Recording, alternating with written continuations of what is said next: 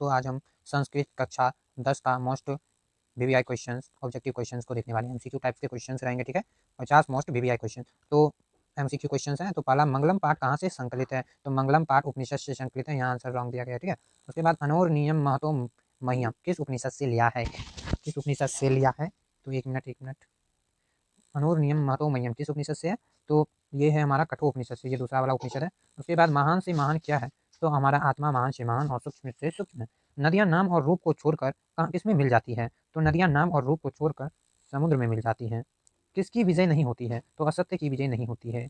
पटना का इतिहास कितना पुराना है? तो आप सभी को पता होगा, पाटलिपुत्र वैभवम में दिया गया है कि पटना का इतिहास 2500 वर्ष पुराना है। कूटनीम काव्य के कवि कौन है? तो कूटनीम काव्य के कवि दामोदर हैं और राजशेखर ने काव्य मीमांसा लिखा था, काव्य मीमांसा, ठीक है, काव्य मीमांसा। उसके बाद यूनान का राजदूत कौन है? यूनान का राजदूत मेगास्थनीज है। कौन है? मेगास्थनीज। राजशेखर की रचना कौन सी है? तो काव्य मीमांसा राजशेखर की रचना है। उसके बाद कौमुदी महोत्सव किस ऋतु में मनाया जाता है? तो कौमुदी महोत्सव शरद ऋतु में मनाया जाता है। उसके बाद पटना नगर की पालिका देवी कौन है? पटना नगर की पालिका देवी पटन देवी हो है, आप लोग पढ़े होंगे, ठीक है। अलस कथा के रचनाकार कौन है? तो अलस कथा के रचनाकार विद्यापति जी हैं। कौन है? विद्यापति। इसमें 4 आलसियों का वर्णन है, किस तरह से ध्रुत आलसी और असली आलसी की पहचान की जाती है, ये सर। उसके बाद अलस कथा में आग लगने पर भी कितने लोग नहीं भागे? तो 4 आलसी थे जो नहीं भागे, और बाकी सब जो बनावटी आलसी थे वो सब भाग गए, ठीक है। उसके बाद संसार में बच्चों का सबसे सच्चा रक्षक कौन होता है? तो माता जो होती है संसार में बच्चों का सबसे बड़ा रक्षक होती है। उसके बाद ऋग्वेद में कितनी मंत्र दर्शनवती ऋषिकाओं का उल्लेख है? तो चतुवंशती, ठीक है, चतुवंशती। याज्ञवल्क्य की पत्नी का क्या नाम था? तो मैत्री याज्ञवल्क्य की पत्नी का नाम था। महाभारत में किस लेखिका का उल्लेख मिलता है? तो सुलभा का महाभारत में उल्लेख मिलता है। वर्तमान काल की संस्कृत लेखिका कौन है? तो वर्तमान काल की संस्कृत लेखिका मिथिलेश कुमारी मिश्र है। उसके बाद भारत महिमा पाठ का द्वितीय श्लोक किस पुराण से संकलित है? तो द्वितीय पुराण भागवत पुराण से संकलित है, और पहला पुराण जो है वो विष्णु पुराण से संकलित है, ठीक है। तो इसका सही उत्तर हो जाएगा भागवत पुराण से संकलित है। जन्म से पूर्व कितने संस्कार होते हैं? जन्म से पूर्व कुल हमारे, उसके बाद जन्म से पूर्व संस्कार कितने हैं? तो आपको पता होगा कुल 16 संस्कार है, ठीक है।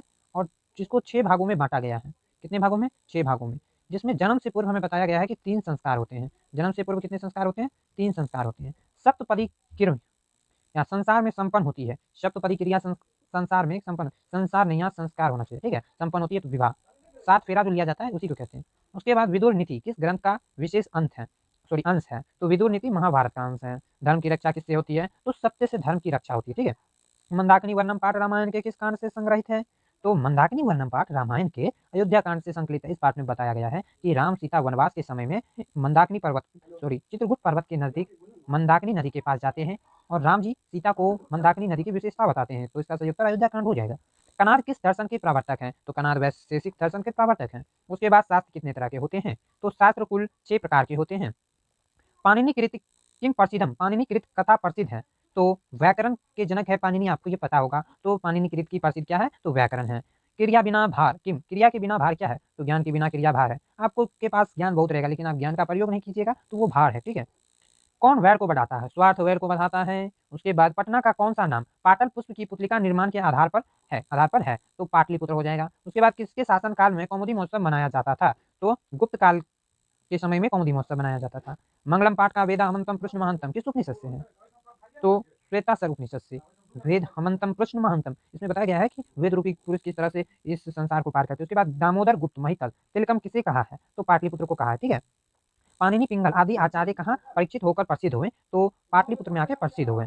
मध्यकाल में पटना कितना पुराना हो गया था? तो 2500 वर्ष, यानी 2500 वर्ष। कितना? 2500 वर्ष, ठीक है। उसके बाद मंगलम पाठ में कौन कैसे मंत्र के संकलन है? तो पदात्मक मंत्र का संकलन होगा। ये पहला चैप्टर का प्रश्न है, आपने जानता होगा। एशिया महादेश का सबसे लंबा पुल कौन सा है? तो पटना में गांधी सेतु पुल है जो एशिया का सबसे लंबा पुल है, ठीक है। किन्होंने आलसियों को बाहर किया? तो जो नियोग पुरुष थे वो आलसियों का केस पकड़ के उनको बाहर निकाले। किसने कर्ण से उसका कवच और कुंडल छल पूर्वक दान में लिया? तो शक्र ने। इंद्र भगवान ने क्या किया था कि मतलब अर्जुन को जिताने के लिए युद्ध में ब्राह्मण का भेष लेकर कर्ण से छल पूर्वक उसका कवच और कुंडल ले लिए थे। व्यागपतिक कथा में किसका दुष्परिणाम वर्णित है? तो लोभ का दुष्परिणाम वर्णित है, ठीक है। उसके बाद व्यागपतिक कथा का बोध, सॉरी बाघ पथिक को कहाँ मिला? तो तालाब किनारे बाघ बैठा था और बोल रहा था ये कंगन ले जाओ जिसको लेना है। स्वामी दयानंद ने आर्य समाज की स्थापना कहाँ की? तो स्वामी दयानंद ने आर्य समाज की स्थापना बंबई नगर में की थी। कब की थी? तो 1875 में की थी। कब की थी? 1875 में, ठीक है। 1875 में की थी। उसके बाद धर्म की रक्षा किससे होती है? तो सत्य से धर्म की रक्षा होती है। महाभारत के उद्योग पर्व में निम्न में से कौन सा पाठ संकलित है? तो नीति श्लोक हो जाएगा, ठीक है। शिक्षा के अंत में गुरु उपदेश देकर शिष्यों को कहाँ भेजते हैं? तो हम इसका आंसर घर होना चाहिए, पर कहीं-कहीं विवाह संस्कार के लिए भी दिया जाता है और इसका सही उत्तर घर हो जाएगा, ठीक है? उसके बाद अग्नि स्थापना कर्मकांड किस संस्कार में होता है? मतलब अग्नि की स्थापना किस संस्कार में किया जाता है? तो आपको पता होगा कि विवाह संस्कार में अग्नि की स्थापना किया जाता है और वर-वधू उसके चारों ओर चक्कर लगा के 7 फेरा लगाते हैं, ठीक है? उसके बाद मृत्यु के बाद कितने संस्कार होते हैं? तो मृत्यु के बाद कुल देखो, जो आदमी मर गया है तो उसका संस्कार करवा क्या फ़ायदा? तो एक ही संस्कार होता है जिसको अंतिम संस्कार कहा जाता है। संस्कार कितने हैं? हमने पहले ही बताया कि संस्कार 16 है कुल, ठीक है? उसके बाद भारत महिमा पाठ में कितने पद हैं? तो भारत महिमा पाठ में कुल हमारे 5 पद हैं, ठीक है? और बात करें कि पूछेगा कि कितने पुराण से संकलित है, तो 2 पुराण से, एक भागवत पुराण और एक विष्णु पुराण। उसके बाद मीमांसा दर्शन के रचनाकार कौन है? तो मीमांसा के रचनाकार जैमिनी होगा। कौन होगा? जैमिनी, ठीक है? तो हमने 50 कुल 50 प्रश्न कर लिए। आप लोग कमेंट कर दीजिएगा कि आपने 50 में से कितना सही किया। आशा करते हैं आपने 50 में से 50 सही किया होगा। कमेंट कर देना कि आपको इसमें करके कैसा लगा, ठीक है? आपको ऑब्जेक्टिव याद हो रहे हैं? अगर याद हो रहे हैं तो लाइक, ठीक है? लाइक कर देना और सब्सक्राइब भी कर देना, ठीक है? सब्सक्राइब भी कर देना।